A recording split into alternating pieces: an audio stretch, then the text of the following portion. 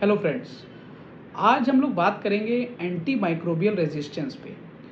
एक orthopaedic surgeon होते हुए इस टॉपिक को मुझे क्यों आपको बताना पड़ रहा है, इसका एक बहुत इंपॉर्टेंट फैक्टर ये है कि आज की डेट में और जो हमारा फ्यूचर प्रोजेक्शन है उसके हिसाब से maximum number of cause of death is going to be anti microbial resistance.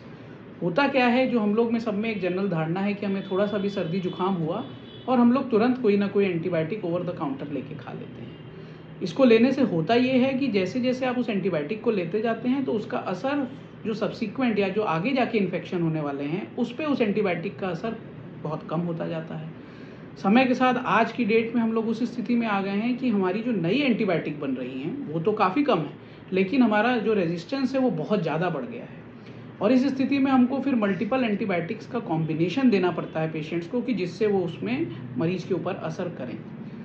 Being a surgeon सबसे इंपॉर्टेंस इसका ये हो जाता है कि जब भी हम कोई सर्जरी करते हैं तो सर्जरी के बाद जो इन्फेक्शन प्रिवेंशन के लिए हमें एंटीबायोटिक देनी होती है वो बिकॉज ऑफ दिस रेजिस्टेंस हमें हायर लेवल की देनी पड़ जाती है, और हायर लेवल की देने से वो द कॉस्ट ऑफ ट्रीटमेंट को भी बढ़ाता है एंड ओवरऑल फिर आपके पास मल्टीपल एंटीबायोटिक्स के ऑप्शंस खत्म होते जाते हैं। इसलिए ये बहुत ज़रूरी है कि हम अपने डे टू डे एक्टिविटीज़ के अंदर ऐसे नॉर्मली ही सिर्फ एंटीबायोटिक लेके ना खाते रहें, क्योंकि it's a very serious problem and projections are कि जैसे जैसे टाइम बढ़ेगा हमारे पास और एंटीबायोटिक्स के ऑप्शंस ही नहीं है आज की डेट में जिसको हम यूज़ कर पाएँ अपने पेशेंट्स के ट्रीटमेंट के लिए। तो ये एक जनरलाइज टॉपिक था, बट ये एक इम्पॉर्टेंट टॉपिक है जो हम सब लोगों को समझना चाहिए और हमें अपनी एंटीबायोटिक्स को वाइजली यूज़ करना चाहिए।